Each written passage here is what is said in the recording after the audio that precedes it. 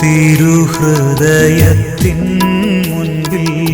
ഈശോയുടെ തിരുഹൃദയത്തിലേക്ക് ഒരിക്കൽ കൂടി സ്വാഗതം.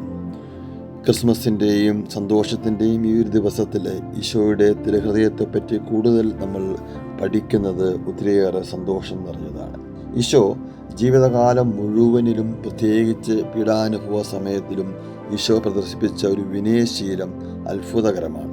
സ്നേഹനിധിയായ ഈശോ ഒരു കുഞ്ഞാടിനെ പോലെ മൗനമായിരുന്നു. സർവ്വസങ്കടങ്ങളും സഹിക്കുകയായിരുന്നു.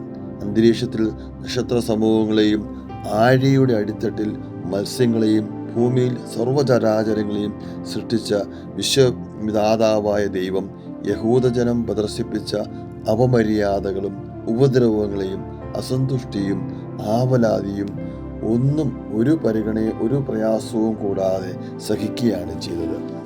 നോക്കിക്കേ, ശിഷ്യരിൽ ഒരുവനായ യൂദാസ് അവിടുത്തെ ഒറ്റിക്കൊടുക്കുന്നതിനായി വന്നപ്പോൾ അവരെ ശ്വാസിച്ചു ശിക്ഷിക്കുവാൻ അവിടുന്ന് ഒരുങ്ങുന്നില്ല.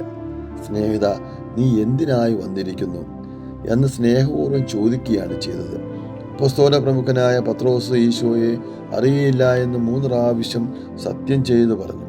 അദ്ദേഹത്തിൻ്റെ നേരെ വെറുപ്പിൻ്റെ ഒരു രേഖ പോലും പ്രദർശിപ്പിക്കാതെ അനുഗ്രഹപൂർണമായ ഒരു നോട്ടത്താൽ അനുതാപത്തിലേക്ക് ക്ഷണിക്കുകയാണ് ചെയ്തത്.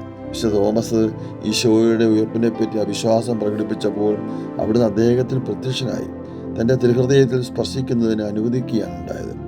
ഇങ്ങനെ എത്രയേറെ കാര്യങ്ങളാണ് ഈശോ സ്നേഹത്തോടെ ചെയ്തു തന്നത്. ശത്രുക്കൾക്ക് വേണ്ടി അനുകരിക്കുവാൻ ആത്മാർത്ഥമായി നാം സന്നദ്ധരാകുന്നുണ്ടോ? ഉണ്ടെങ്കിൽ ഈശോയുടെ ആ വിനയശീലം അനുകരിക്കുവാൻ നമുക്കും ശ്രമിക്കാം. ആമേൻ.